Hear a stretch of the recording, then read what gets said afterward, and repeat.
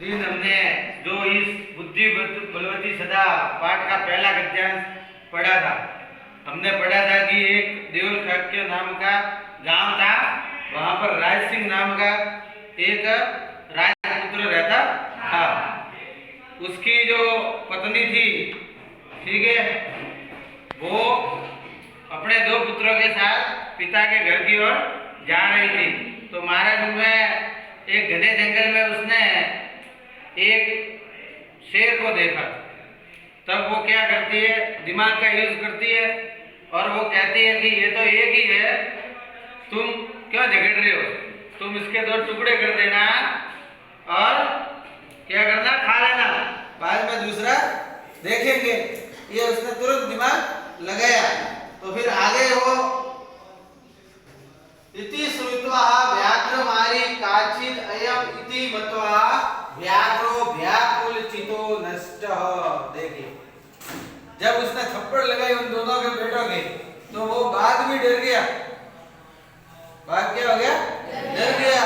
उसने ऐसा सुन करके, काचिद अयम, यह कोई व्याघ्रमारी, बाघ को मारने वाली है, यह कोई बाघ को मारने वाली है, इति मत्वा, ऐसा मान करके, व्याघ्रो बाघ व्याकुलो चितो नष्ट, भय से ग्रस्त होकर के नष्ट भाग गया। डर लग गया उसको कि ये तो बाघ को भी मार देगी, यदि मुझे मार देगी। तो वो तुरंत डर गया और वहां से वो भाग गया। अब देखिए, यहाँ श्लोक दिया हुआ है, नीच बुद्ध्या विमुक्ता सा भयाद व्याघ्रस्य भाविनी अन्योपि बुद्धिमान लोके मुच्यतो महतो भयाद। बुद्धिमान लोग होते हैं, वो कोई भी समस्या आती है तो उससे वो कैसे मुक्त हो सकता है, जैसा ये बाघ को मारने वाली स्त्री हुई।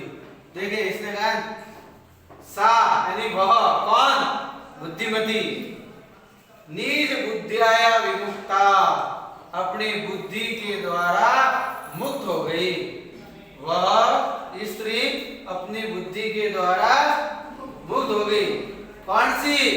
सा भामिनी, वह कोपवती स्त्री, वह कोपवती स्त्री व्याघ्रस्य भयाद, बाघ के भय से अपनी बुद्धि से मुक्त हो गई। देखिए, वापस जाए कि वह कोपवती स्त्री अपनी बुद्धि से व्याघ्र के भय से मुक्त हो गई।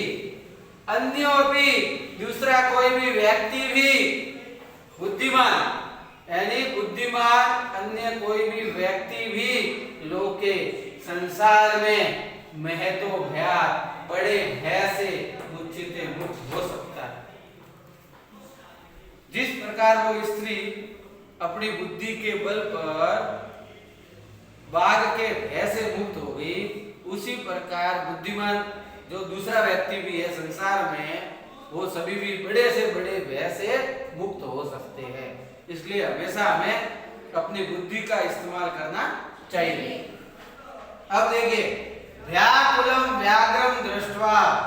अब देखिए, वहां पे जैसे ही वो जा रहा था, कौन? बाघ डर से जा रहा था, दौड़ रहा था वो। तो व्याकुलम व्याघ्रम दृष्ट्वा, भय से आकुल बाघ को देख करके, कच्चित धूर्त श्रीकाल, कोई धूर्त सियार जो था, वो हसन आहा, हंसते हुए बोला कि वो बाघ दौड़ के जा रहा था डर से। तो एक सियार था धूर्त श्रीकाल, वो हंसते हुए बोला, क्या बोला?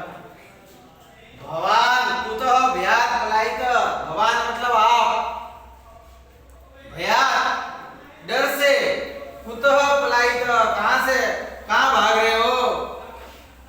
सियार ने चिढ़ाने का काम किया उसने, क्या तुम भय से कहां से भाग रहे हो?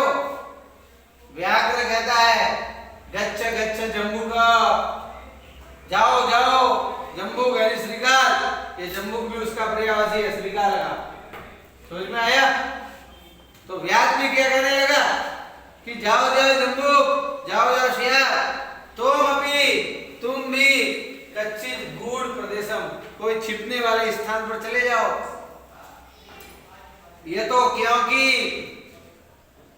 व्याघ्र मारीति या शास्त्रे श्रूयते, जो बाघ को मारने वाली स्त्री का शास्त्रों में सुना जाता है, तया अहम, उसके द्वारा अहम हंतुम आरब्ध, मुझे मारने का प्रारंभ कर दिया था। परंतु घृत कर जीवितो, हाथ में प्राण को लेकर के भाग गया। शीघ्र तद अग्रतः, शीघ्र ही उसके सामने से, कि उसको भी तुम जल्दी से जल्दी यहाँ से भाग जाओ, क्योंकि ये